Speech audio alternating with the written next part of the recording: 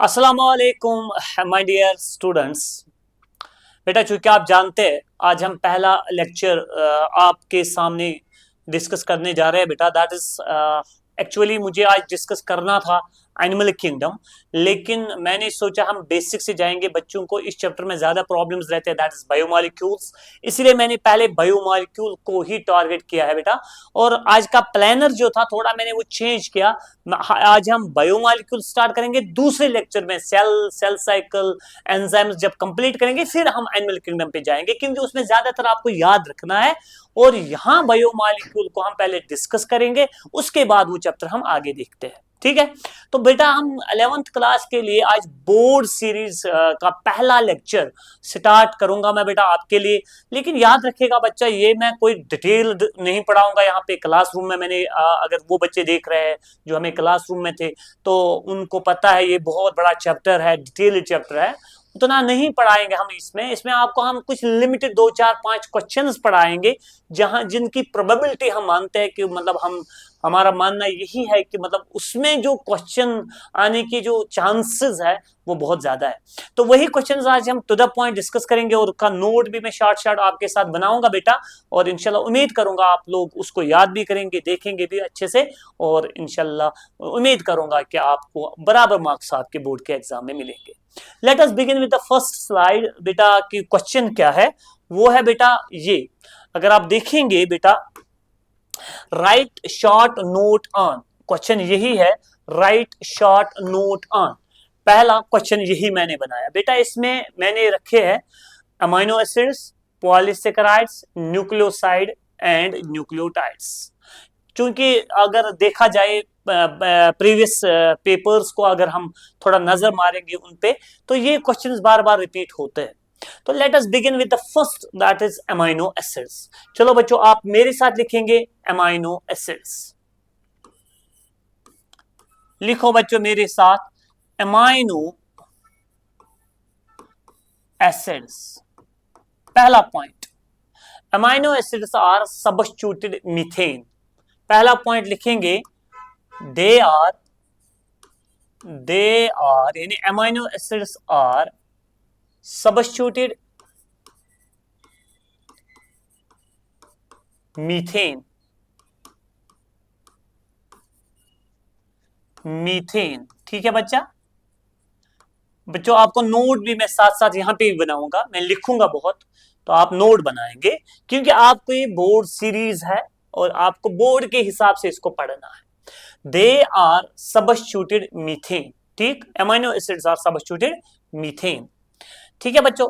अगर हम मीथेन की बात करेंगे तो CH4 हम लिखते हैं, CH H H और H, है ना। क्या बनाया मैंने बेटा, मीथेन। और इस मीथेन को हम सब्स्टिट्यूशन करेंगे,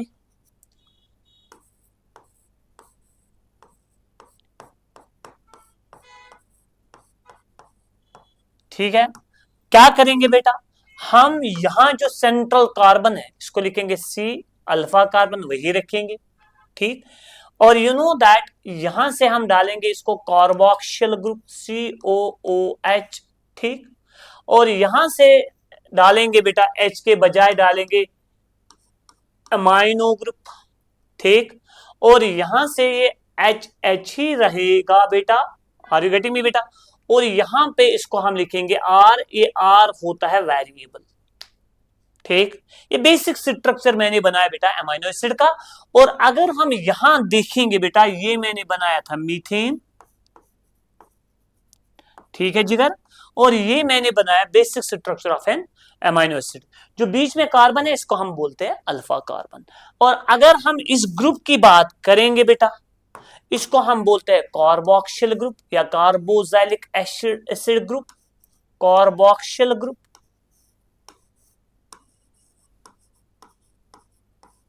ठीक बेटा। और अगर हम इसकी बात करते हैं बेटा, इसको हम बोलते हैं एमाइनो ग्रुप, ठीक है बच्चों। और अगर इसको आर की बात आप ऑर्गेनिक केमिस्ट्री में पढ़ते हैं, ये एक्चुअली रिप्रेजेंट करता है एक वेरिएबल ग्रुप होता है, वेरिएबल पार्ट होता है, ठीक। And you know that H का मतलब ही है दैट इज हाइड्रोजन। बेटा अगर आपको वहां लिखना पड़ेगा अमाइनो एसिड, ये स्ट्रक्चर बनाना आपको बहुत जरूरी है। ठीक है बच्चों। अच्छा, दूसरा पॉइंट जो अमाइनो एसिड के बारे में हम जानते हैं बेटा, अगर हम ये तो अब दूसरा पॉइंट हम लिख सकते हैं, दे आर ऑर्गेनिक एसिड्स। सीधी सी बात है, दे आर ऑर्गेनिक एसिड्स, यानी amino acids are organic acids. ठीक है बच्चों, ये दूसरा पॉइंट यहां ऐड करेंगे आप अमाइनो एसिड में। तीसरा पॉइंट आप ऐड करेंगे बेटा, अगर हम आर का वैल्यू देंगे बेटा H, यानी बच्चों मैं वापस जाऊंगा यहां पे, अगर हम यहां आर का वैल्यू देंगे H, आर को रिप्लेस करेंगे यानी आर का वैल्यू वहां पे H रखेंगे, तो जो हमारा अमाइनो एसिड बनता है उसका नाम है ग्लाइसिन। ये टेक्स्ट बुक ने भी मेंशन किया है बेटा, ऑब्जेक्टिव आ सकता है। और ग्लाइसिन क्या है? ये एक सिंपलेस्ट अमाइनो एसिड है। मैं टेक्स्ट के हिसाब से, टेक्स्ट ने जो पॉइंट्स मेंशन किए हैं बेटा, वही आपके साथ डिस्कस करूंगा। तो इसको बोलते हैं सिंपलेस्ट अमाइनो एसिड। अगर R का वैल्यू हम देंगे बेटा CH3, ठीक, मिथाइल ग्रुप, तो ये बनता है बेटा, और ये बनता है एलानीन। ये भी टेक्स्ट बुक ने मेंशन किया है, ये दूसरा अमाइनो एसिड बनता है। और अगर बेटा R का वैल्यू हम रखेंगे CH2OH, तो ये बनता है जिगर, that is called as serine. Done. वो on the basis of R, हम R को अगर चेंज करते हैं बेटा, हमें बन जाते हैं डिफरेंट किस्म के अमाइनो एसिड्स। और अगर देखा जाएगा जो हमारे पास अमाइनो एसिड्स करते क्या, जब इनको आपस में मिलाते हैं तो प्रोटीन बनता है, और प्रोटीन्स में देखने को मिलते हैं 20 amino acids. But those amino acids are called as protein amino acids। तो यहां पे मैं एक और पॉइंट ऐड करूंगा, there are 20 protein amino acids। There are 20 protein amino acids, यानी बच्चों वो अमाइनो एसिड्स जो प्रोटीन्स में पाए जाते हैं, उनका नंबर यहां पे 20 मैंने दिया है। ठीक है ना, जैसे ग्लाइसिन भी आएगा, एलानिन भी आएगा, सेरीन भी आएगा, प्रोलीन भी आएगा, हिस्टिडीन आएगा, बहुत सारे हैं, तो यहां वो चीज आपको लिखने की जरूरत नहीं है। अच्छा, अगर हम देखेंगे बेटा अमाइनो एसिड्स को अपनी हम क्लासिफिकेशन करते हैं, अगर हम यहां देखेंगे ये सिंपल अमाइनो एसिड है, कौन? That is called as glycine. ये एक न्यूट्रल अमाइनो एसिड है। मैं लिखूंगा कुछ ही, बस सारी क्लासिफिकेशन करने की जरूरत नहीं है। तो अगर हम देखेंगे न्यूट्रल अमाइनो एसिड कौन है, आप और एक पॉइंट ऐड कर सकते हैं, न्यूट्रल अमाइनो एसिड्स, जिसमें आता है आपका ऊपर वाला ग्लाइसिन आता है, वैलीन आता है, ल्यूसीन आता है, आइसोल्यूसीन आता है, और एलानीन आता है। ठीक, इसी तरह हमारे पास होते हैं कुछ acidic amino acids. Acidic amino acids बच्चों आप मेरे साथ नोट बनाओ तो आपको इंशाल्लाह बराबर मार्क्स मिलेंगे। उसमें आता है एस्पार्टिक एसिड। एस्पार्टिक एसिड एक अमाइनो एसिड है, तो ये एसिडिक अमाइनो एसिड है, एस्पार्टिक एसिड। और आता है ग्लूटामिक एसिड, ग्लूटामिक एसिड। ठीक, अच्छा, और एक टेक्स्ट बुक ने मेंशन किया है बेटा बेसिक अमाइनो एसिड्स। यहां पे मैं लिखूंगा बच्चों बेसिक अमाइनो एसिड्स, उसमें आता है बेटा, you know that basic amino acid में आता है, that is called as, you know that बेटा, आपको पहले मैंने बोला है acidic amino acids, neutral amino acids और बेसिक अमाइनो एसिड्स। उसमें आएगा lysine and this called as arginine, they are what, basic amino acids. अच्छा, इसी तरह होता है बेटा aromatic amino acids, text book की लाइन है, एरोमेटिक अमाइनो एसिड्स, जिनमें आर ग्रुप में होगी एरोमेटिसिटी, ठीक है ना। फिनाइल एलानीन, फिनाइल एलानीन, ठीक। अच्छा, ट्रिप्टोफान,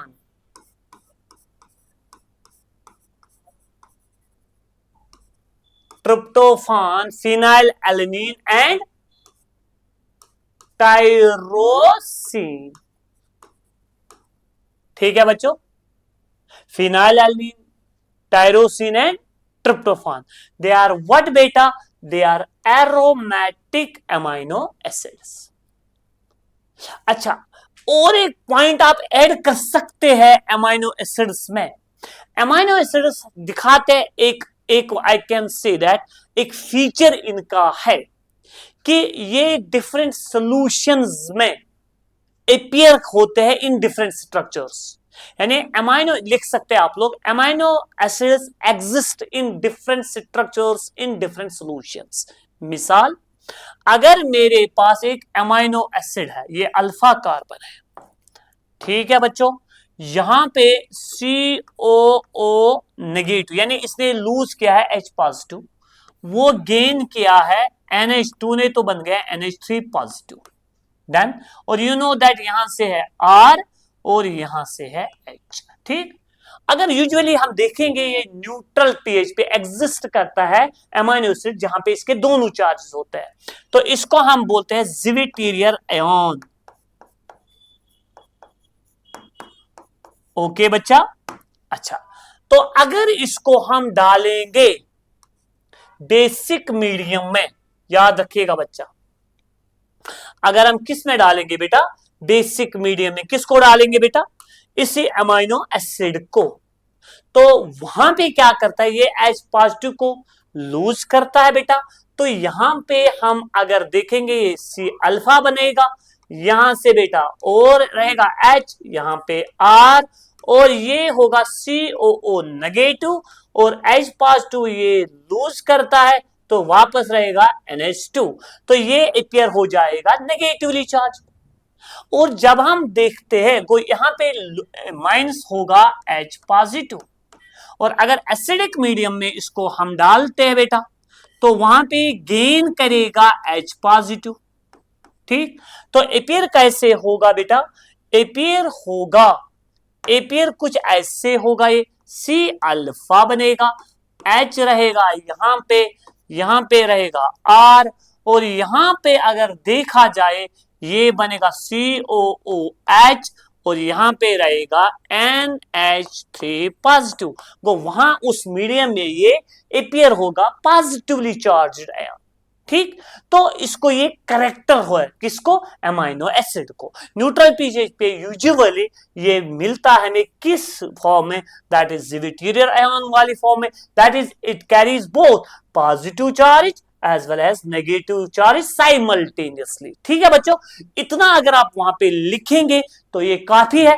मैं आपको बच्चों आपकी टेक्स्ट भी दिखाता हूं, अगर आप अपनी टेक्स्ट को भी यहां पे देखेंगे, शायद मैंने सारे पॉइंट्स आपको बोर्ड के लिए ऐड किए हैं, ये आपके टेक्स्ट बुक ने यहां पे लिखा है, आप यहां नजर रखिएगा।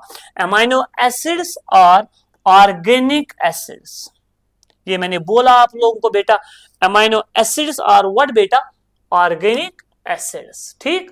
यहां पे लिखा है ऑर्गेनिक एसिड्स होते हैं ये, ठीक। अच्छा, और क्या है, ग्रुप्स एंड एसिडिक ग्रुप का बच्चों यहाँ सेम कार्बन, अल्फा कार्बन भी दिखाया मैंने आप लोगों को। These hydrogen carboxyl group, amino group and a variable R होता है जो मैंने आपको बोला है, और we are having 20 protein amino acids जिसमें आर ग्रुप वेरी करता है। तो बेटा आपको मैंने बोला ग्लाइसिन एक सिंपलेस्ट अमाइनो एसिड है, एलेनिन है, सीरीन है, वगैरह है यहाँ पे जो आपको मैंने पूरा दिखाया। तो अगर आप यहाँ पे भी नजर रखेंगे based on the number of amino and carboxyl groups, हाँ ये पॉइंट ऐड भी कर सकते हैं क्या, अमाइनो एसिड ग्लूटामिक एसिड एक एसिडिक अमाइनो एसिड है, बेसिक में आता है लाइसिन, न्यूट्रल में आता है valine, similarly aromatic amino acids tyrosine, phenylalanine, tryptophan, और ये स्ट्रक्चर फिर बाद में मैंने दिखाया और आपको ये पूरा कंप्लीट हुआ है। अमाइनो एसिड होता है क्या है, 3 मार्क्स का क्वेश्चन आ सकता है। चलिए बच्चों अब हम जाते हैं वापस अपनी टॉपिक पे। दूसरा जो हमारा ये था क्वेश्चन बेटा, अमाइनो एसिड कंप्लीट हुआ है बेटा, अब है दूसरा हमारा that is called as polysaccharides. चलिए ये कार्बोहाइड्रेट से पूछा गया ये क्वेश्चन, इसको देखते हैं। चलो बच्चों मैं लिखूंगा यहां पे पॉलीसेकेराइड्स, मैं सीधे टॉपिक पे, आपके टेक्स्ट बुक ने भी पॉलीसेकेराइड्स को डिस्कस किया। पॉलीसेकेराइड्स देखो बच्चों, अगर हम पॉलीसेकेराइड्स की बात करेंगे बेटा, ये पॉलीमर्स होते हैं, they are polymers of, polymers यही पॉइंट लिखिएगा आप बोर्ड में, they are the polymers of, किनके पॉलीमर्स है ये, मोनोसेकेराइड्स। मिसाल एक खास मोनोसेकेराइड है जिसका नाम है ग्लूकोज, और एक मोनोसेकेराइड है जिसका नाम है बेटा फ्रक्टोज। ठीक है बच्चों, ओके जिक्र मेरा, ये पॉइंट आप जरूर याद रखिएगा वहां पे। मिसाल के तौर पर मैं एक चेन बनाऊंगा यहां पे, ठीक है, ये यहां पे मुझे जो मैंने बीड्स बनाए ये मानो ये मोनोसेकेराइड्स है बेटा, ठीक है जिगर, और ये मोनोसेकेराइड्स मिलते हैं एक पॉलीसेकेराइड बनता है। बच्चों यहां पे आप याद रखेंगे, मेहरबानी करके ये पॉइंट याद रखिएगा, क्योंकि इस वक्त मेरा टॉपिक पूरा यूनिट डिस्कशन में नहीं है। आप याद यहां पे क्या रखेंगे, जो इसका राइट एंड होता है ये होता है रिड्यूसिंग। सर ये रिड्यूसिंग होता है क्या है, कैसे होता है, वो मेरा इस वक्त डिस्कशन नहीं है, बोर्ड सीरीज के लिए मैं बनाता हूं नोट आपके लिए। रिड्यूसिंग एंड होता है, और जो लेफ्ट साइड होता है वो होता है नॉन रिड्यूसिंग। ये पॉइंट आप अगर ऐसे नोट में लिखेंगे तो कोई गलती नहीं होगी। राइट एंड होता है रिड्यूसिंग और लेफ्ट एंड होता है नॉन रिड्यूसिंग पॉलीसेकेराइड में। पॉलीसेकेराइड इज डिपेंडिंग अपॉन कि इसमें एक ही किस्म का मोनोसेकेराइड है या डिफरेंट किस्म के मोनोसेकेराइड्स है, तो इसीलिए पॉलीसेकेराइड को आप 2 हिस्सों में तकसीम कर सकते हैं। पॉलीसेकेराइड्स आर ऑफ 2 टाइप्स, एक को हम कहते हैं बेटा होमोपॉलीसेकेराइड, होमोपॉलीसेकेराइड,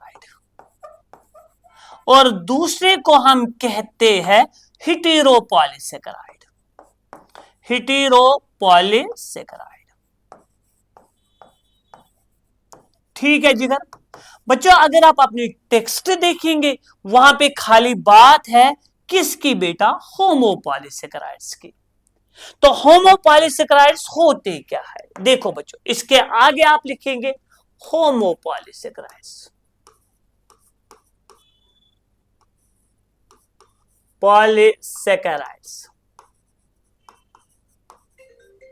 होमोपॉलीसेकेराइड्स की अगर हम बात करेंगे बच्चों, homopolysaccharides are they are the polymers, they are the polymers, they are the polymers of similar kind of similar kind of monosaccharides. Monosaccharides. They are the polymers of similar kind of what बेटा? Monosaccharides.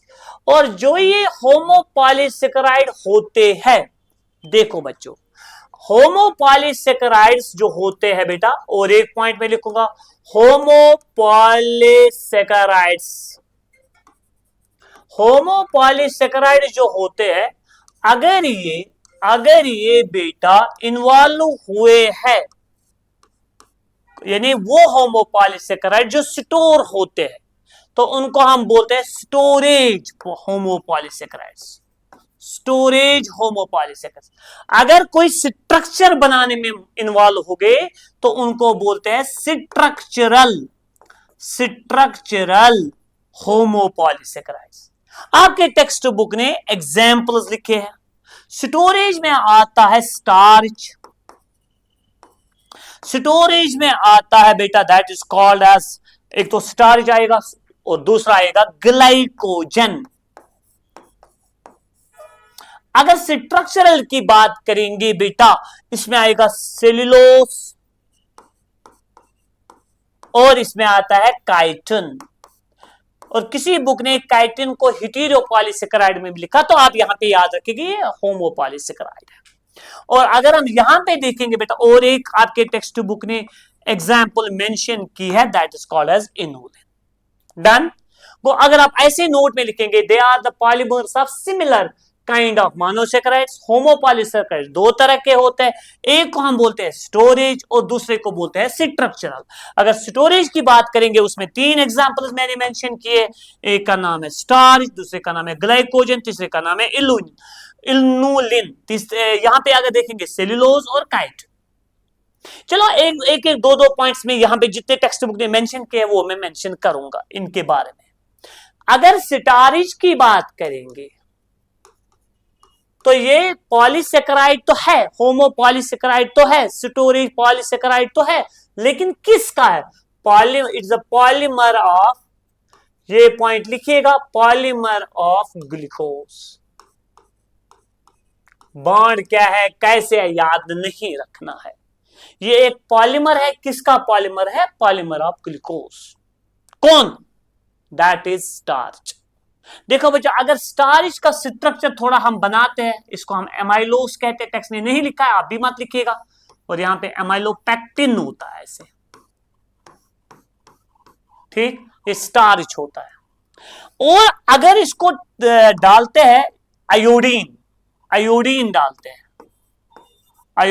डालते हैं किसको? Starch को।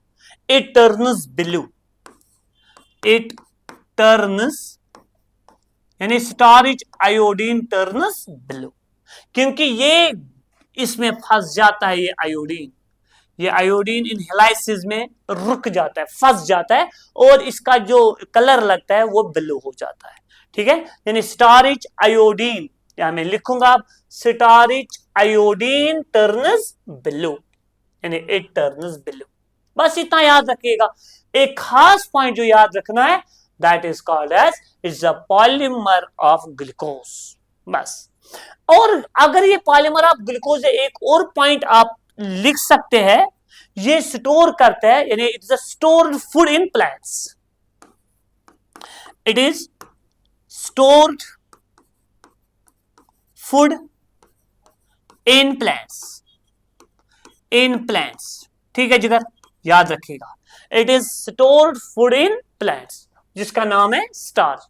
It's a polymer of glucose. फिर आप अगर थोड़ा structure बनाएंगे, फिर लिखेंगे starch iodine turns blue. Clear? यानी जब स्टार्च पे आयोडीन डालते हैं, ये कलर जो लगता है, अगर आपने देखा भी होगा पोटैटो पे जब डालते हैं, वहां वो होता है रिच इन स्टार्च, तो वो टर्न हो जाता है blue.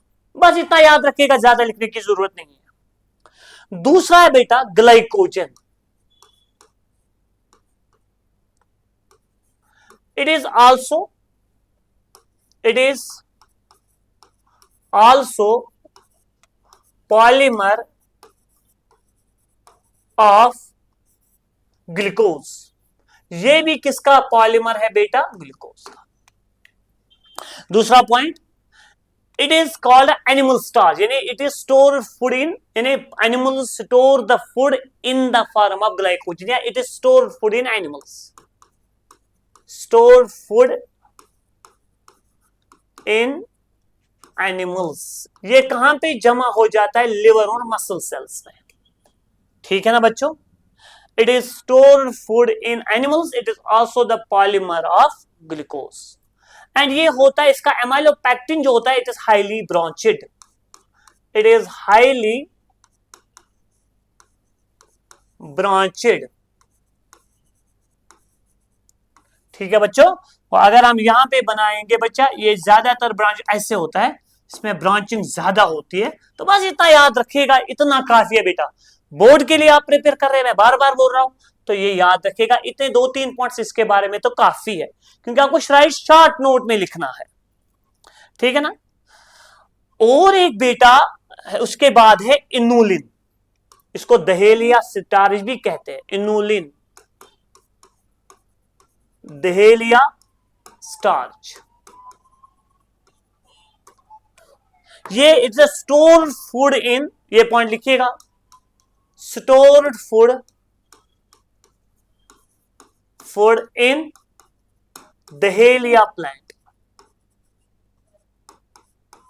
Is a stored food in which plant? Dahlia plant. Dahlia plant में ये क्या है बेटा?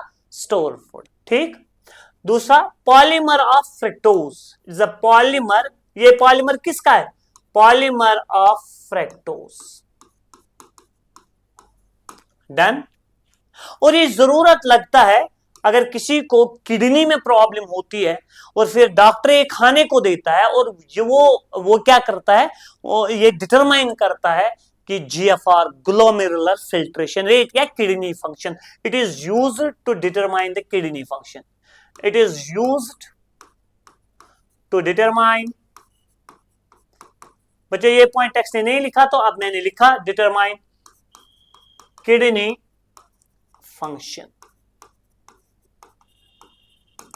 हो गया बच्चा ये इनुलिन के बारे में। इसके बाद मैंने आपको सेलुलोज के बारे में लिखा था, that is a structural polysaccharide, it is also the polymer of, linear polymer of what? Glucose, it is a linear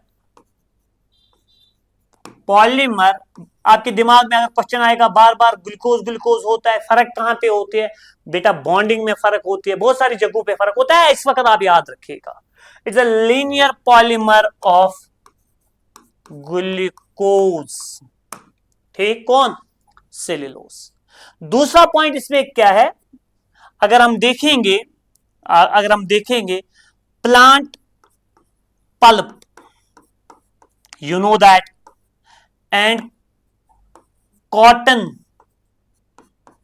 fibers are cellulosic,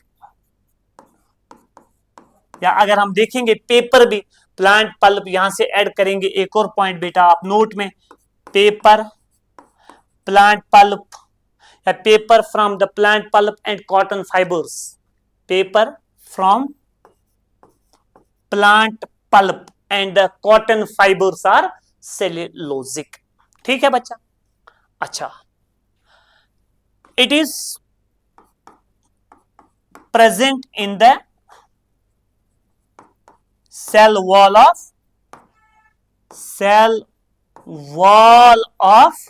plants, cell wall of plants. और एक पॉइंट में ऐड कर सकता हूं, most abundant organic molecule, most abundant organic molecule कौन है बेटा? That is cellulose. बस ये 2-4 पॉइंट्स अगर आप याद रखेंगे बेटा, तो यू नो दैट ये आपको अपने मार्क्स मिल जाएंगे। It's a linear polymer of glucose, paper from the plant pulp and cotton fibres are cellulosic, ये सेल्यूलोजिक यानी सेल्यूलोज के होते हैं।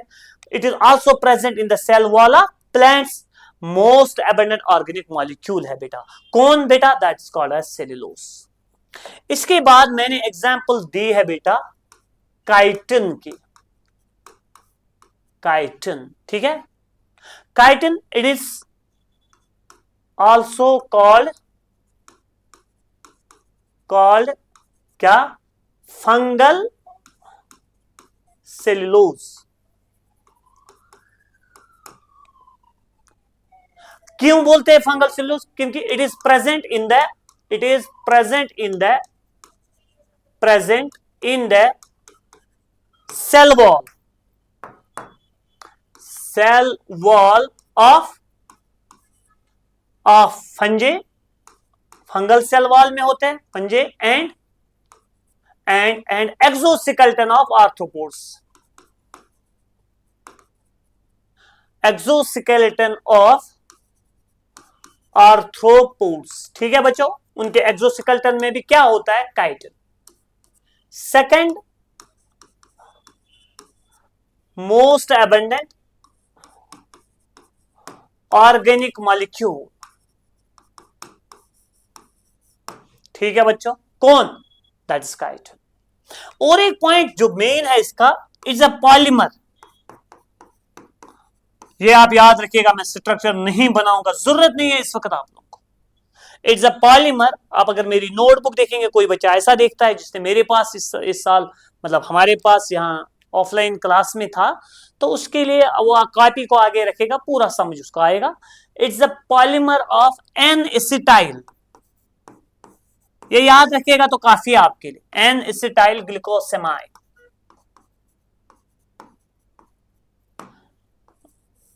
एन एसिटाइल ग्लूकोसेमाइड, इसी का ये पॉलीमर होता है।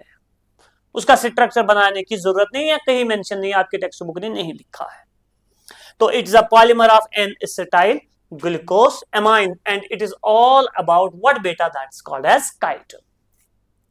हो गया बच्चा, हमें अगर हम देखेंगे हमारा पहला क्वेश्चन कंप्लीट हुआ है, जो कुछ ये रहा आपके सामने, और तीनों हमने डिस्कस किए, दोनों हमने डिस्कस किए। अभी एक पार्ट है बेटा, सॉरी, अभी एक पार्ट है, that is nucleoside and nucleotide.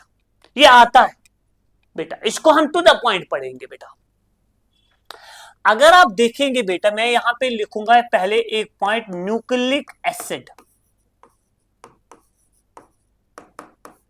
जैसे आपने पढ़ा होगा डीएनए हो या आरएनए हो, they are the polymers of nucleic acids, sorry nucleotides, they are the polymers of nucleotides,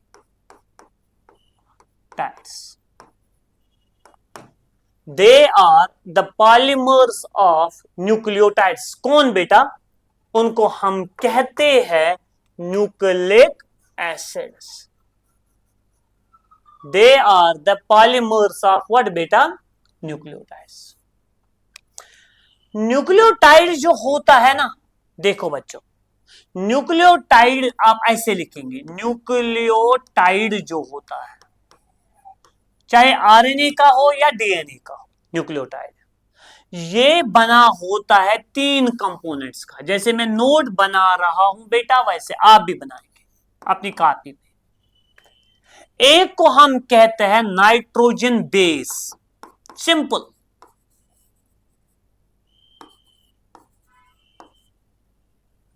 दूसरे को हम कहते हैं बेटा पेंटोज शुगर, यानी सिंपली शुगर में लिखूंगा। और तीसरे को हम कहते हैं बेटा फॉस्फेट ग्रुप।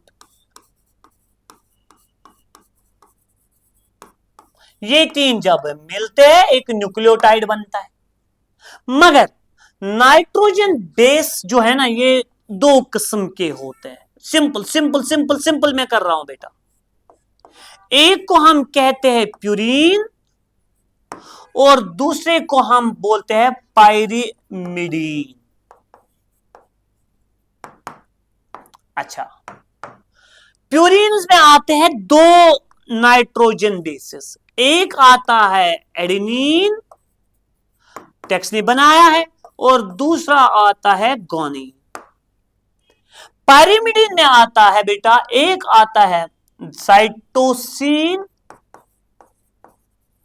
दूसरा आता है थाइमीन, और तीसरी आते हैं यूरेसिल। तो we can say that nitrogen bases total 5 है, और 5 में से एक मिलता है शुगर के साथ और फास्फेट ग्रुप के साथ, तो एक किस्म का न्यूक्लियोटाइड बनता है। वो टोटल अगर देखेंगे चाहे डीएनए आरएनए टोटल मिला के 5 किस्म के न्यूक्लियोटाइड्स होते हैं, मगर डीएनए हो उसमें 4 ही होते हैं, आरएनए हो उसमें भी 4 होते हैं। तो वो मैं आगे सिखाऊंगा। हम पढ़ रहे हैं बेटा, हमें न्यूक्लियोटाइड के बारे में ही डिस्कशन है। चलो बच्चों एक न्यूक्लियोटाइड बनाते हैं जिसका नाम है फॉर एग्जाम्पल एडेनोसिन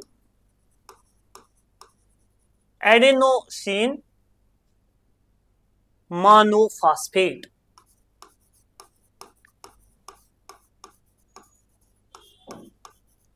या जिसको हम बोलते हैं एडेनाइलिक एसिड।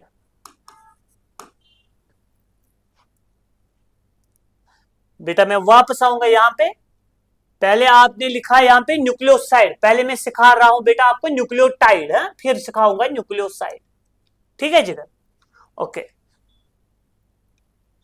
अच्छा देखिएगा, एडेनोसिन मोनोफॉस्फेट, वो इसमें जरूर होगा एडेनिन और होगा शुगर। शुगर जब बनाते हैं बेटा वो कुछ हम ऐसे बनाते हैं, 5 कार्बन वाला, ये है first carbon, second, third, fourth, और फिर यहां पे 5th कार्बन होता है, मानते हैं ये है यहां पे 5th कार्बन। ठीक, इस फर्स्ट कार्बन के साथ अटैच होता है बेटा नाइट्रोजन बेस, तो वो बनाऊंगा मैं एडेनिन। चलो वो मैं फुल बनाता हूं, यहां पे ऐसे होता है बेटा एडेनिन, याद रखिएगा बच्चा। बच्चों इस वक्त मैं सिंपल बनाने की कोशिश कर रहा हूं बेटा, और यहां पे होता है 6th कार्बन पे एमाइन ग्रुप, 6 एमाइनो प्यूरिन इसको बोलते हैं, और इसी के साथ अटैच होता है, ऐसे होता है बेटा ये यहां पे इसका कार्बन नंबर 1 और उसका नाइट्रोजन नंबर 9 होता है। एनीवे अब इतना याद रखिएगा, तो मिला एडेनिन पेंटोज शुगर के साथ, ठीक है बेटा। और यहां पे फिर होता है फास्फेट ग्रुप, और वो होता है कुछ कार्बन, फिर होता है ऐसे P डबल बॉन्ड O, यहां से होता है OH, और यहां से भी होता है OH। यहां का जो OH फास्फेट ग्रुप का होता है वो रिमूव होता है इस कार्बन के H के साथ, उधर होता है CH2OH। बस इतना याद रखेगा, उतना डिटेल जाने की जरूरत नहीं है। ये फास्फेट ग्रुप है, ये शुगर है, और ये आई can say that purine base है यानी एडेनिन, तो इसी का नाम आता है एडेनोसिन मोनोफॉस्फेट। एक सेकंड बेटा, इसको कहते हैं बेटा क्या, एडेनोसिन मोनोफॉस्फेट, इसको कहते हैं बेटा एडेनोसिन मोनोफॉस्फेट। क्लियर बच्चों, ओके। ये एक न्यूक्लियोटाइड है, और बाकी भी हम बना सकते हैं, ये बन गया AMP। ओके बच्चों, और दूसरा बना सकते हैं, यहां फिर डालना पड़ता है गोनिन, तो बनाएगा गोनोसिन मोनोफॉस्फेट GMP। इसी तरह साइटिडीन मोनोफॉस्फेट और थाइमिडीन मोनोफॉस्फेट। ठीक है बच्चों, तो ये 4 किस्म के होते हैं डीएनए में। ये तो इसमें मैंने एक ही इसीलिए बनाया, टेक्स्ट डिमेंशन इतना ही है किया है, तो इसको याद रखेगा एडेनोसिन मोनोफॉस्फेट या एडेनाइलिक एसिड। ये एक न्यूक्लियोटाइड है। आपने याद क्या रखा, एक न्यूक्लियोटाइड बना होता है नाइट्रोजन बेस। मैंने कौन सी नाइट्रोजन बेस यहां पे ली है, एडेनिन वाली, और लिया है शुगर पेंटोज शुगर, और लिया फास्फेट ग्रुप, और मैंने बनाया न्यूक्लियोटाइड। इसलिए अगर मैं अब लूंगा गोनिन, फिर लूंगा शुगर और फास्फेट ग्रुप, बनेगी और एक। इसी तरह साइटोसिन शुगर फास्फेट ग्रुप और एक, थाइमीन शुगर फास्फेट ग्रुप और एक, और फिर यूरेसिल शुगर फास्फेट ग्रुप और एक। 5 बनते हैं, लेकिन 5 में से 4 होते हैं डीएनए में, जो मैंने आपको सिखाया। They are present in DNA, ये डीएनए में होते हैं, प्रेजेंट इन डीएनए लिखिएगा अपनी कॉपी पे। और अगर हम देखेंगे AMP, GMP, CMP और UMP प्रेजेंट होते हैं आरएनए में। बस बच्चों याद रखिएगा।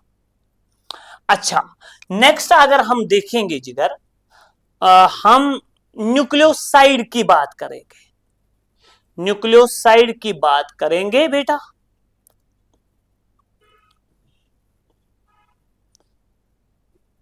चलते हैं बेटा।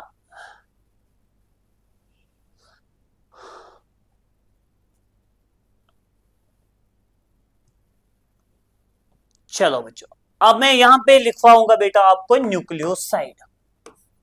न्यूक्लियोटाइड आपने सिंपल याद रखा है, न्यूक्लियोसाइड। हम ऐसे भी लिख सकते हैं, nucleotide without phosphate group is called nucleoside.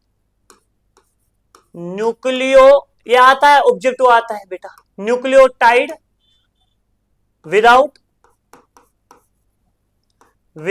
Phosphate group.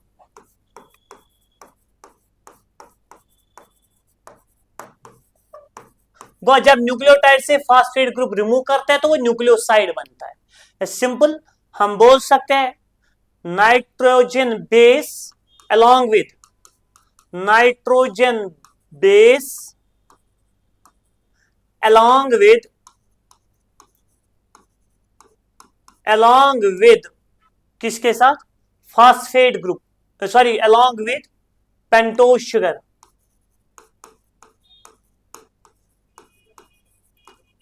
उसको हम कहते हैं बेटा nucleoside. Nitrogen base along with pentose sugar is called nucleoside.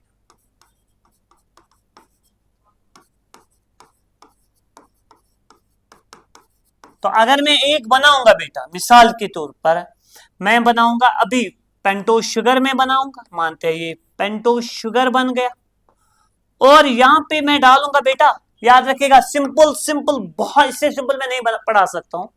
यहां पे डालूंगा इसको एडेनिन, जो मैंने उधर भी डाला था एडेनिन, इसको हम कहते हैं एडिनोसिन, क्योंकि फास्फेट ग्रुप नहीं है, एडिनोसिन बन गया। इसी तरह अगर मैं डालूंगा शुगर, शुगर और डालूंगा बेटा, और डालूंगा गोनिन, तो बनेगा गोनोसिन, ये एक न्यूक्लियोसाइड है। अगर डालूंगा sugar along with nitrogen base डालूंगा साइटोसिन, ये बनेगा साइटिडीन, वो साइटिडीन इज ए न्यूक्लियोसाइड। इसी तरह डालूंगा शुगर और डालूंगा कौन सी नाइट्रोजन बेस, थाइमीन, तो बनेगा थाइमिडीन। और अगर डालूंगा बेटा, और एक बना सकता हूं बेटा, अगर मैं शुगर और डालूंगा जिगर मेरा नाइट्रोजन बेस और वो डालूंगा कौन, यूरेसिल, तो बनेगा यूरिडीन। तो ये नाइट्रोजन बेसिस के साथ जब मिलाते हैं शुगर को तो डिफरेंट किस्म के न्यूक्लियोसाइड्स बनते हैं, इनमें फास्फेट ग्रुप नहीं होता है। क्लियर जिगर? टेक्स्ट बुक के लाइंस है, तो यहां पे अगर मैं आपको टेक्स्ट बुक दिखाना चाहूंगा बेटा, थोड़ा मैं दिखाऊंगा, कितना लिखा आपके टेक्स्ट बुक ने, सारा आप घर में भी देख सकते हैं बेटा, आपको प्रिपेयर करना है। देखो आपके टेक्स्ट बुक ने एडेनिन को बनाया है ना, मैंने सिंपल में बनाया, फिर एडेनोसिन को बनाया, फिर एडेनाइलिक एसिड को बनाया। वो ये क्या है, ये नाइट्रोजन बेस है, ये न्यूक्लियोसाइड, ये क्या है यहाँ, ये नाइट्रोजन बेस है, ये भी ये नाइट्रोजन बेस है, ये न्यूक्लियोसाइड है और ये न्यूक्लियोटाइड है। ठीक है ना बच्चों? इसी तरह यूरेसिल को भी बनाया आपके टेक्स्ट ने, मगर मैंने यूरेसिल को पूरा नहीं बनाया, मैंने सिंपल बोला आपको, और न्यूक्लियोसाइड बनाया उसका, और उसका न्यूक्लियोटाइड भी बन सकता है। ठीक है ना बच्चों? ओके, तो अगर आप यहां देखेंगे, ये मैंने सारा आपको कंप्लीट करके दिया है, ये किस्सा, ये न्यूक्लियोटाइड क्या है और न्यूक्लियोसाइड क्या है। क्लियर जिगर मेरा? नेक्स्ट अब हम देखते हैं हमारा अगला टॉपिक क्या है। ये मैंने सिंपल, इससे ज्यादा सिंपल में नहीं कर सकता हूं बेटा। क्वेश्चन है बेटा, क्वेश्चन है व्हाट आर प्रोटीन्स। प्रोटीन्स क्या है और उनका स्ट्रक्चर थोड़ा डिस्कस हमें करना है। अगर हम यहां पे देखेंगे, आंसर लिखेंगे, आप मेरे साथ लिखेंगे, proteins are the polymers of, proteins are the polymers of amino acids.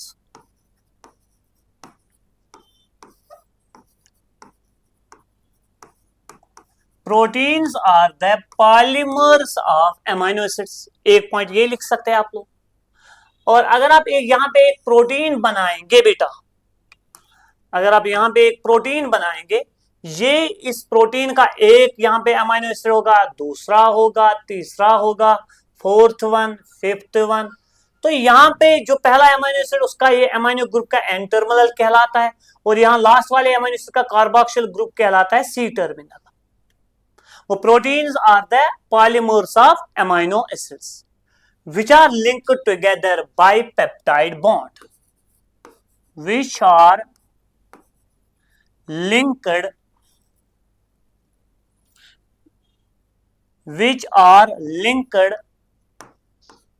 together, which are linked together by peptide bonds. ठीक, क्लियर? ये एक पॉइंट लिख सकते हैं आप प्रोटीन्स में। दूसरा पॉइंट लिखेंगे, यहां अगर फिर लाइन देंगे, फिर ये बीच में बनाएंगे, ये अमीनो एसिड है, कोई भी amino acid, amino acid, amino acid, amino acid है ना, अमीनो एसिड, अमीनो एसिड, एक साइड एन टर्मिनल, दूसरा side C terminal, N terminal, C terminal, done. दूसरा पॉइंट लिखेंगे मोस्ट अबंडेंट प्रोटीन, मगर ये होमोपॉलीमर होते हैं कि हिटेरोपॉलीमर? हिटेरोपॉलीमर, यानी प्रोटीन्स आर हिटेरोपॉलीमर्स। ठीक, most abundant protein. Next point लिखेंगे अबंडेंट प्रोटीन, उसका नाम है बेटा इन एनिमल्स, इन एनिमल्स में लिखूंगा मोस्ट अबंडेंट प्रोटीन इन एनिमल्स, उसका नाम है बेटा कोलेजन। डन। इसी तरह most abundant protein, most abundant protein इन बायोस्फीयर, उसका नाम है Rubisco, ribulose bisphosphate carboxylase oxygenase. आप याद रखिएगा, फोटोसिंथेसिस में पढ़ा होगा, उसका नाम है बेटा रुबिस्को, रुबिस्को, याद रखिएगा। ठीक है बच्चों, most abundant protein in animals collagen and most abundant protein in biosphere, उसका नाम है रुबिस्को। तो ये पहले वाले हिस्से का आंसर है। अगर हम दूसरा देखेंगे structure of proteins, structure of proteins, बेटा आप फंक्शंस को भी नजर देना, वो आपके टेक्स्ट बुक ने एक टेबल बनाया उसको भी देखना। Structure of proteins, there are four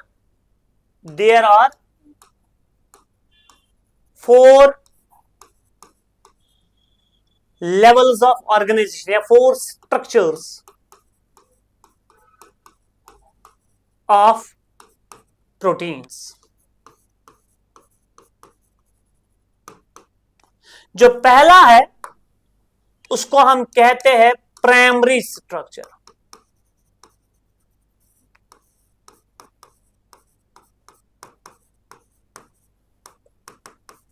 primary structure simple मैं बोलूंगा बेटा, सिंपल, ये एक लीनियर स्ट्रक्चर होता है जिसको एक साइड से एन टर्मिनल हम लिखते हैं, दूसरे साइड से सी टर्मिनल, और बीच में होते हैं ऐसे amino acids.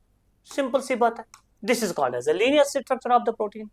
Go, I can, yeah, primary structure of the protein. Go, it is a linear structure. Structure of the protein is a linear structure of the what beta? Protein. इसमें क्या कर सकते हैं? Linear structure of the protein is called as primary structure of the protein.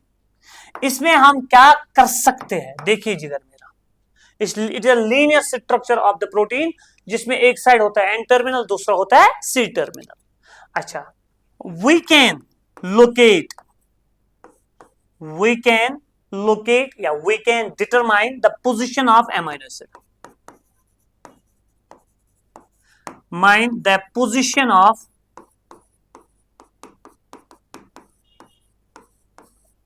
we can determine the position of amino acid, यानी पहला कौन है, दूसरा कौन है, तीसरा कौन है, फोर्थ वन कौन है और फिफ्थ वन कौन है। इसी तरह जब ये लॉन्ग चेन होगी तो हम बोल सकते हैं दूसरे पे कौन है, तीसरे पे कौन है, चौथे पे कौन है। वो we can determine the position of amino acid. किस स्ट्रक्चर में हम डिटरमाइन कर सकते हैं, that is called as a primary structure. तो इसको जेनेटिकली कंट्रोल हो, ये जेनेटिकली कंट्रोल होता है, यानी जो आपने मत सुना भी होगा डीएनए से एमआरएनए, एमआरएनए से प्रोटीन। तो सिंपली अगर आप ये 2 पॉइंट्स याद रखेंगे तो आपके लिए काफी है, ठीक है। वो इसमें एक एंड होता है एंड टर्मिनल, दूसरा होता है सी टर्मिनल। दूसरा होता है बेटा that is called as secondary structure of the protein.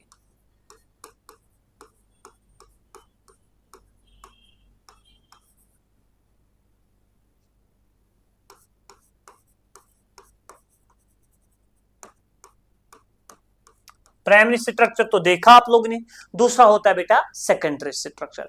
Secondary structure होता है बेटा, यू नो दैट पहले मैं यहां पे बोलूंगा बॉन्ड कौन सा होता है अमीनो एसिड्स के दरमियान, that is called as peptide bond. Peptide bond, ठीक है। कार्बोहाइड्रेट्स के बीच में होता है, मोनोसैकराइड्स के बीच में होता है ग्लाइकोसाइडिक बॉन्ड। डन। और यहां पे जो बॉन्ड होता है that bond is called as peptide bond. Clear बच्चों? ओके जिगर। अगर हम यहां पे देखेंगे secondary structure of the protein कौन है, इसमें होते हैं एक alpha helix and beta pleated sheets.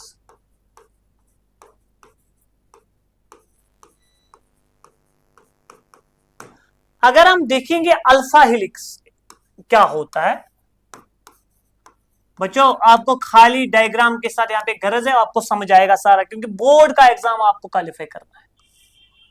Alpha helix में हम इसी पॉलीपेप्टाइड चेन को ऐसे स्ट्रक्चर में तब्दील करते हैं। मानो ये एन टर्मिनल है, ये इसका सी टर्मिनल है।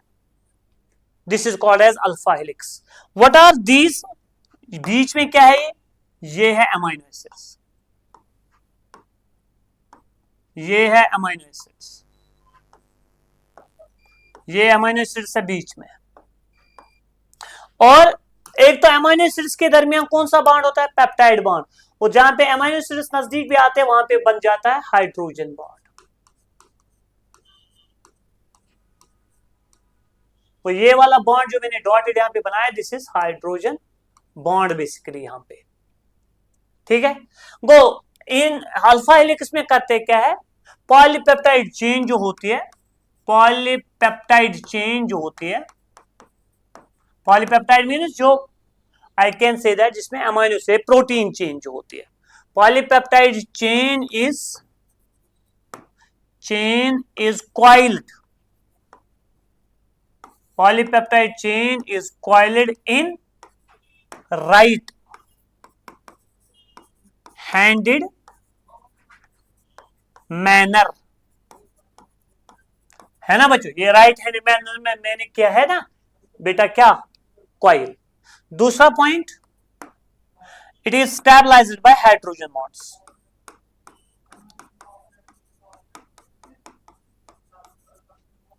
Bye hydrogen bonds. बच्चों मैंने टू द पॉइंट वो पॉइंट्स बना लिखे जो जो आपको जरूरत है, और आपको वहां पे ये लिखना पड़ेगा। नोट भी मैंने साथ साथ बनाया। आप लोग कल नहीं बोल सकते कि सर नोट ही नहीं था, नोट भी मैंने साथ साथ बनाया, और आप इतना लिखेंगे तो काफी है। दूसरा है बेटा that's called as beta pleated sheets. Examples आपको याद नहीं करने, बस beta pleated sheets.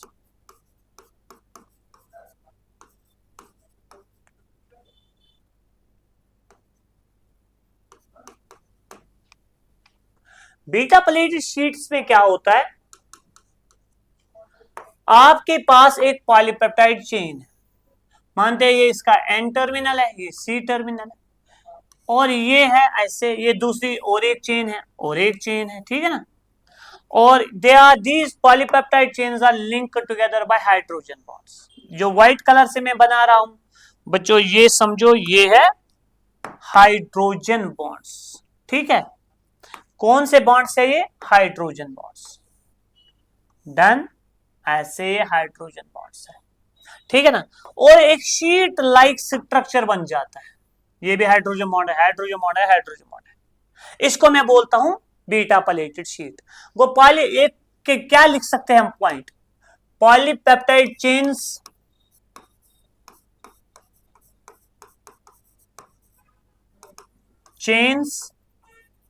are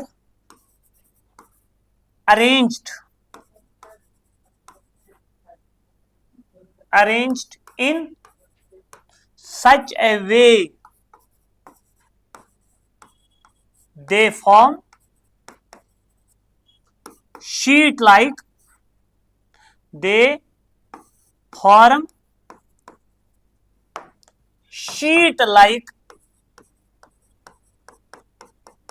structures.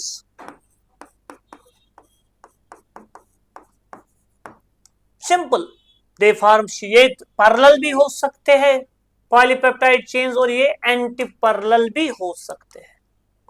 और इसमें भी बीच में कौन से बॉन्ड्स मैंने ये बनाए? Hydrogen bonds. It is also stabilized by hydrogen bonds.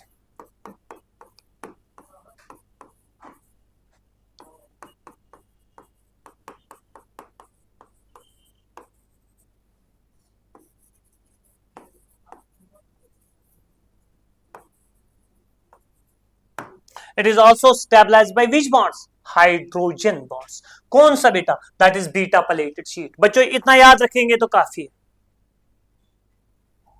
Next है tertiary structure.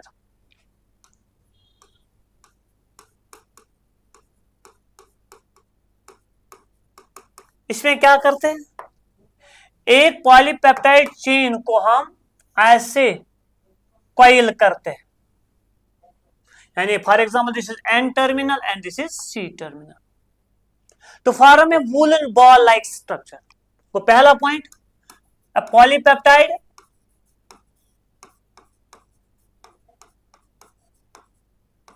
chain is a polypeptide chain is coiled, ठीक, in such a way to form woolen ball like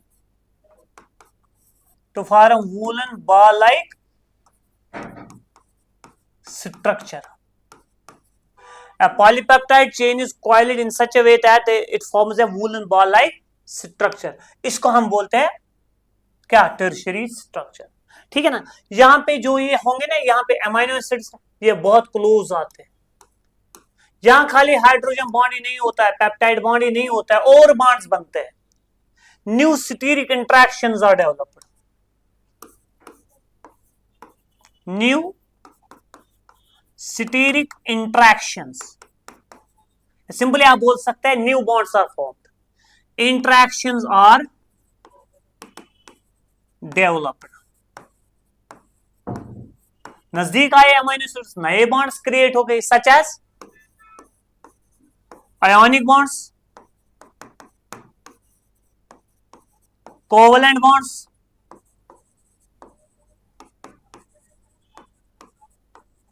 disulfide bonds,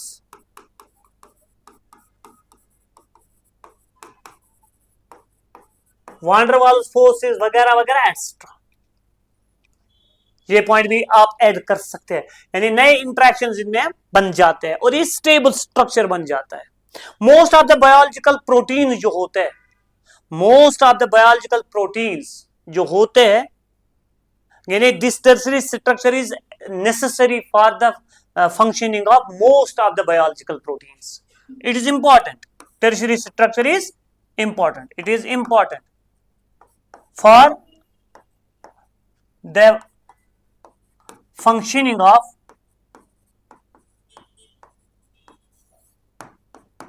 of most biological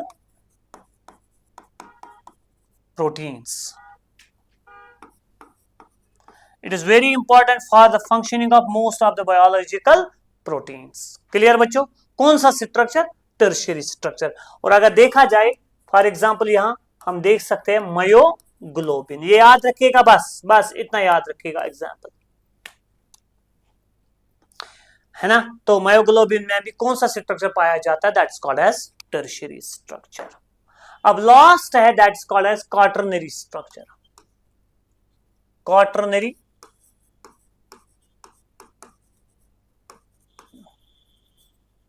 structure यानी 4D. देखो बच्चों, ये पहली बात है, it is found in multimeric proteins. Multimeric protein वो protein होता है जिसमें more than 2 polypeptide chains, 3 4 polypeptide chains होंगे, यानी जिसमें बहुत सारे पॉलीपेप्टाइड चेन्स होते हैं. पहले आई कैन से दैट जितना भी हमने अभी देखा था, फॉर एग्जांपल हमारे पास मायोग्लोबिन था, एक ही पॉलीपेप्टाइड चेन में वो बनता है बेटा, वो टर्शियरी स्ट्रक्चर. मगर जो क्वाटरनरी स्ट्रक्चर उन प्रोटीन्स में पाया जाता है जो मल्टीमेरिक होते हैं, जिनमें बहुत सारे पॉलीपेप्टाइड चेन्स होते हैं. फॉर एग्जाम्पल हीमोग्लोबिन इसमें पाया जाता है. कौन सा स्ट्रक्चर? Quaternary structure.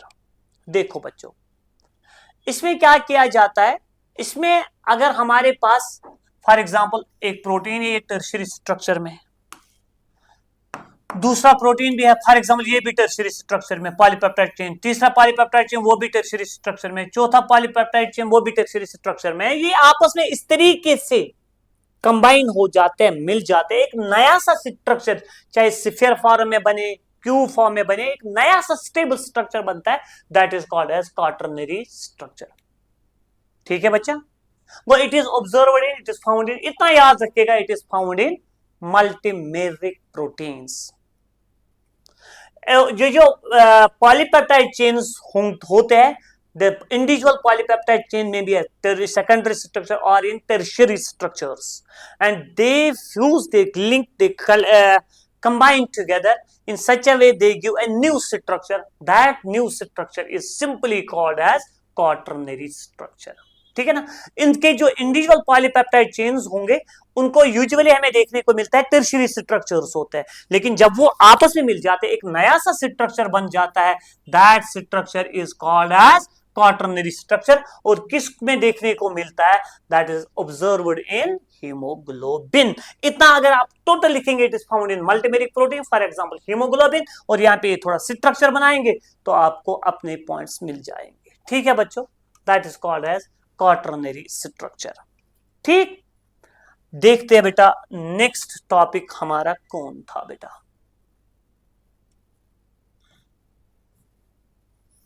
ठीक, और एक टॉपिक है हमारा differentiate between DNA and RNA. Functions of proteins को बेटा खुद देखना प्लीज. फंक्शंस ऑफ प्रोटीन जिसमें एंजाइम्स ये काम करते हैं, एंटीबॉडी ये काम करते हैं बेटा, है ना, इंटरसेल्यूलर ग्राउंड सबस्टेंस कुछ काम करते हैं. प्रोटीन्स की अगर हम बात करेंगे, कुछ हार्मोन्स भी काम करते हैं, कुछ रिसेप्टर्स काम करते हैं. वो एक टेबल आपकी टेक्स्ट बुक ने बनाया, वो खुद पढ़ना. चांसेस है फंक्शंस ऑफ प्रोटीन्स पूछ सकते हैं.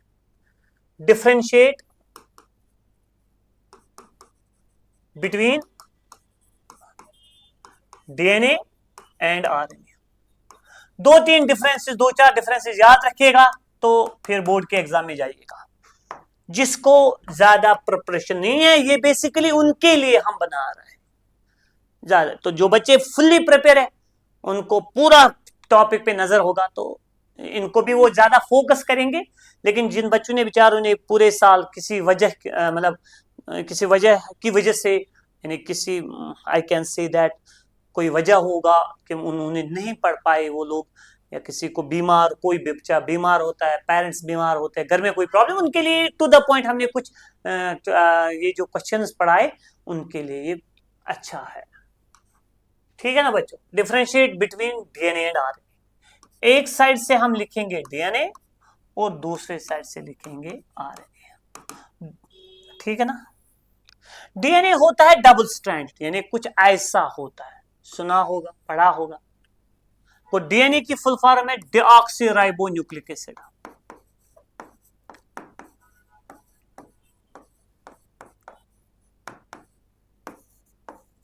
आरएनए की फुल फॉर्म है राइबो न्यूक्लिक एसिड।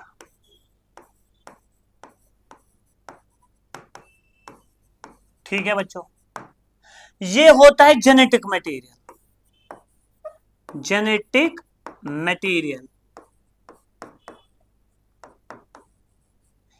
इन all organisms except few viruses. ये भी होता है genetic material in some viruses, in some viruses. ठीक है। अच्छा, डीएनए डबल स्ट्रैंडेड होता है,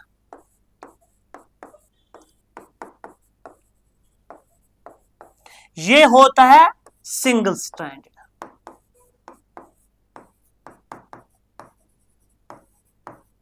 डन। अच्छा, इसमें होता है बेटा, आई कैन से थाइमीन होता है, nitrogen base thymine is present. इसमें थाइमीन के बजाय होता है यूरेसिल इज प्रेजेंट। ठीक, इसमें थाइमीन रहता है और इसमें यूरेसिल रहता है, किसमें, आरएनए में। अच्छा, और एक चीज हम लिख सकते हैं यहां पे, किसको, डीएनए और आरएनए को। इसमें एएमपी होता है, यानी न्यूक्लियोसाइड, जो मैंने सिखाया। जीएमपी होता है, ये भी न्यूक्लियोटाइड है, ये भी न्यूक्लियोटाइड है। सीएमपी होता है और टीएमपी होता है। इसमें होता है एएमपी, जीएमपी, सीएमपी, इन्हीं का पॉलीमर ये होता है, और यूएमपी। ठीक है बच्चों, और दिस इज द 2 3 4 कुछ डिफरेंसेस है, इंपॉर्टेंट डिफरेंसेस, जो आपको याद रखने पड़ेंगे बेटा, किसके बारे में, डीएनए और आरएनए के बारे में। ठीक है बच्चों, इतना आपके लिए काफी है, डिफरेंशिएट बिटवीन डीएनए और आरएनए के बारे में। ये हम बोर्ड के लिए, बोर्ड जो प्रिपेयर कर रहे हैं इस वक्त बच्चे, उनके लिए कुछ क्वेश्चंस हम डिस्कस कर रहे हैं।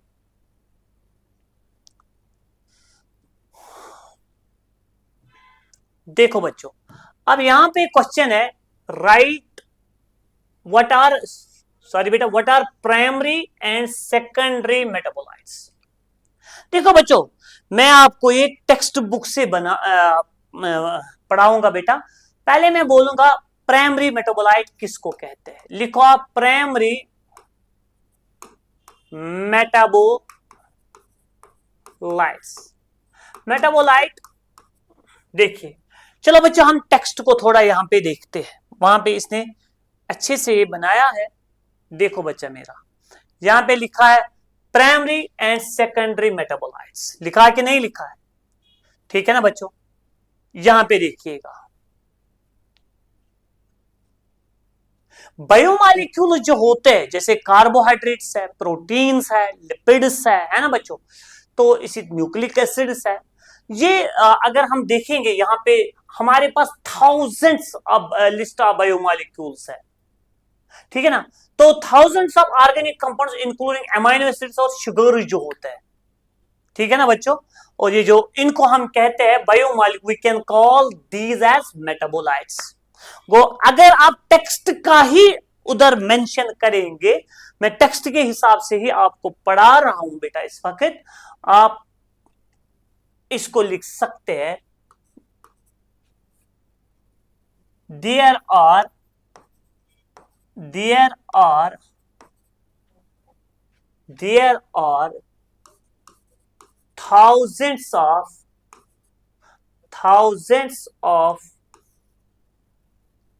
biomolecules such as amino acids, sugars, called metabolites. There are thousands of biomolecules such as amino acid sugars called metabolites, है ना, which are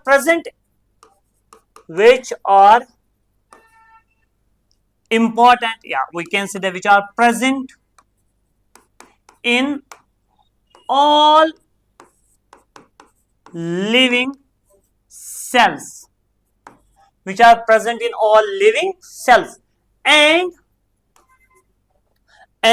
are important for physiological, ये बहुत जरूरी होते हैं physiological processes. There are thousands of biomolecules such as amino acid sugars called metabolites which are present in all living cells and are very important for physiological processes. And development के लिए बहुत जरूरी है. एनर्जी के बगैर कोई cell जिंदा नहीं रहेगी, तो कार्बोहाइड्रेट ग्लूकोज की जरूरत हर एक सेल को होती है. Glucose will be called as a primary metabolite which are required for that, which are and are important for physiological processes of an organism,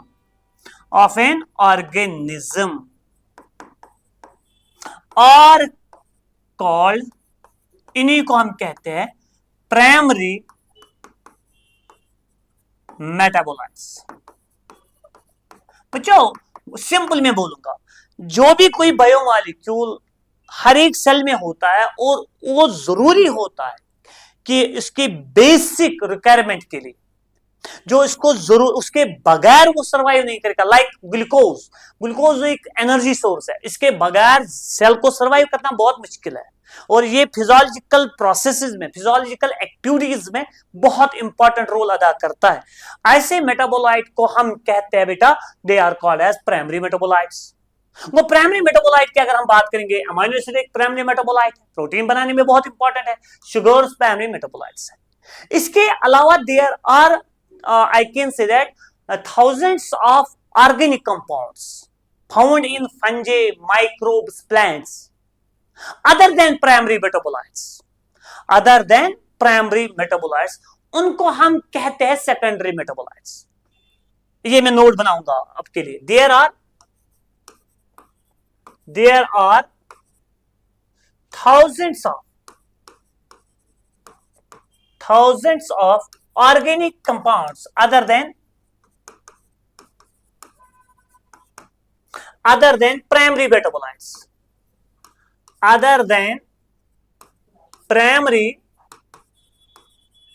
metabolites, found in microbes, fungi and plants, called secondary metabolites. उनको हम कहते हैं बेटा, क्या बोलते हैं, secondary metabolites. उसका एक टेबल आपके टेक्स्ट बुक ने बनाया बेटा, यहां वो नोट में वो टेबल खुद बनाना. बच्चों वो टेबल जो टेक्स्ट बुक ने बनाया ना बेटा सेकेंडरी मेटाबोलाइट्स का, वो आप यहां पे खुद बनाना, टेक्स्ट बुक से बनाना. ठीक है ना. सेकेंडरी मेटाबोलाइट कौन कौन है. ठीक है बच्चों, सेकेंडरी मेटाबोलाइट्स है ना, ये डायरेक्टली अगर हम कहेंगे बेटा, ये they are not involve in the physiological processes, मगर और they are well required for the human welfare, यानी they play an important role in human welfare. हमारे लिए बहुत जरूरी है. मिसाल पेपर की बात करेंगे, प्लांट पेपर बनाता है, क्यों बनाता है प्लांट को पता है, लेकिन हमारे लिए वो पेपर बहुत जरूरी है. प्लांट के लिए उतना वो जरूरी नहीं होता है. रबर बनाते हैं, रबर से हम बहुत सारे चीजेस बनाते हैं, लेकिन रबर एक सेकेंडरी मेटाबोलाइट है ना बच्चों. वो ये अदर देन प्राइमरी मेटाबोलाइट होता है किनके अंदर, प्लांट्स के अंदर. लाइक पेपर है, लाइक रबर है ना, या पॉलीमेरिक सबस्टेंसेस है बहुत सारे. तो आई कैन से दैट उनका एक लिस्ट है सेकेंडरी मेटाबोलाइट्स का. वो दे सेकेंडरी वो यहां पे बनाएंगे आप लोग, वो टेबल यहां पे बनाएंगे बच्चों, ये आपके लिए जरूरी है. और जो ये सेकेंडरी मेटाबोलाइट है, दे आर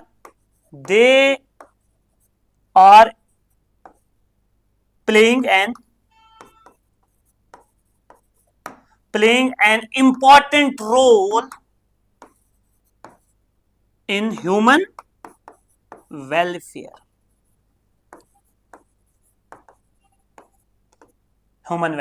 ठीक। अच्छा, और एक चीज है बेटा, दे हैव सम इकोलॉजिकल, ये पॉइंट याद करिएगा, they have some ecological importance. इनको इकोलॉजिकल इंपॉर्टेंस है, किनको बेटा? सेकेंडरी मेटाबोलाइट्स को। अगर आप याद करेंगे, other than primary metabolites there are thousands of organic compounds found in microbes, fungi and plants called as secondary metabolites। तो उसमें एक टेबल आपके टेक्स्ट बुक ने बनाया, वो टेबल यहां पे बनाना बेटा, अभी मैं दिखाऊंगा वो टेबल आप याद करेंगे बेटा, सेकेंडरी मेटाबोलाइट कौन कौन है, और फिर पॉइंट ऐड करेंगे, they are playing an important role in human welfare. ये ह्यूमन वेलफेयर के लिए बहुत जरूरी होते हैं, बनाता कोई और है, इस्तेमाल इंसान करते हैं, तो इसको हम बोलते हैं they are playing important role in human welfare and they have some ecological importance also. ये इकोलॉजिकली बहुत इंपॉर्टेंट होते हैं, कौन बेटा? That is secondary metabolites. क्यों ना मैं आपको चलते चलते लास्ट पे दिखाता हूं बेटा, सेकेंडरी मेटाबोलाइट्स का वो एक जो टेबल है, यहां पे लिखा है pigments, carotenoids, anthocyanin, alkaloids, morphine and codeine, terpenes, monoterpenes and डाइटर्पीन्स।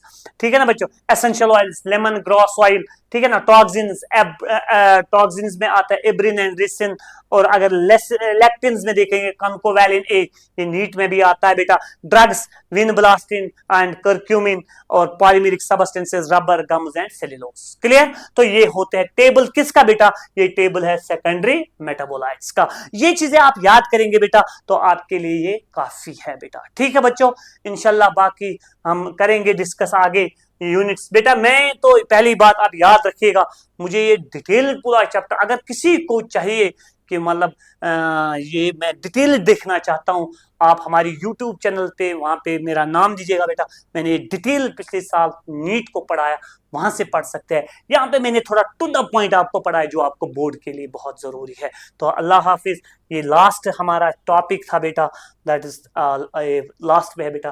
Thank you, अल्लाह हाफिज, आपको खैर करेगा बेटा और सलामत रखेगा, और उम्मीद करता हूं आप लोग ये क्वेश्चंस अच्छे से देखेंगे। मैंने एक क्वेश्चन खुद यहाँ पे और ऐड किया है, that is functions of proteins, वो देखना, वो आपके टेक्स्ट बुक में मेंशन है, एक टेबल बना के है वहां पे, उधर मेंशन है, वो देख लेना बच्चों। इंशाल्लाह उम्मीद करेंगे इन्हीं क्वेश्चन से वहां आपको एक अपना 3 मार्क्स का क्वेश्चन मिलेगा इंशाल्लाह। तो तब तक के लिए अल्लाह हाफिज।